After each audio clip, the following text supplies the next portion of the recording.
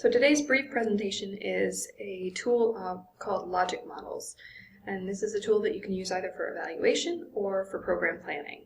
So first, what exactly is a logic model? It is a graphic or a narrative depiction of the intervention process. It communicates the underlying assumptions, the theory, the hypothesis on which your activity or your intervention is expected to lead to a result. So the idea is it's a visual representation of why does this, all the stuff that I'm going to do, plus the intervention equal results, the outcome or the goals that you have planned. And this is what it looks like. So first you have the situation. Now you can characterize your clients as either individuals, a group of individuals, or the community as a whole. So you could look at it at micro, meso, or macro levels. So your situation is where they start out. Your inputs are all the things that you have that you're going to use and invest to change the situation, to better the situation. So that could be your time, your money, partners that you have involved, personnel, equipment, facilities, all of those things that you're going to use to change the situation. That's the inputs. The outputs are what do you actually do? Some people confuse these with outcomes, and they're not exactly the same thing. So outputs are what you do. So maybe you want to change parenting knowledge. So you take your time, your money, your equipment, your facilities, and you run workshops on parenting. What you do is those workshops, you might make some publications or some handouts for the parents to take home. So part of the outputs is what you do, part of it is who you're going to reach. So who is your target population and who is actually coming to your workshops? Who are you actually reaching? So you take the inputs, you do the outputs, and then that leads to, or is supposed to lead to, outcomes.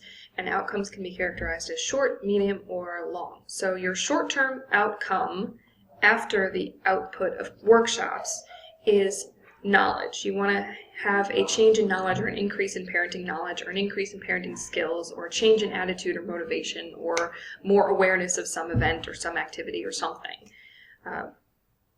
You don't want to confuse the number of people who attended your workshop with the outcome. That is part of the output. So that's a short-term outcome. A medium outcome is you want to not only change their knowledge, you want that knowledge to change their behavior. So change in knowledge hopefully turns to change in behavior, hopefully turns to change in environment, change in situation, better economic conditions, better mental health for children, etc. Now, this is of course all placed within context. So this is within the context of any external influences or environmental or other programs that the clients or the people or whoever is going through this is also subject to. So let me give you an example. So back to this parenting workshop idea. You start out with the idea that you want better mental health for foster children. That is your goal. You've done a needs assessment and you found that the foster children in your community have significant mental health challenges and you want to help them with that. So you look at the inputs that you have. You have personnel time, you have money, you have some equipment, and you have space or facilities to do things with.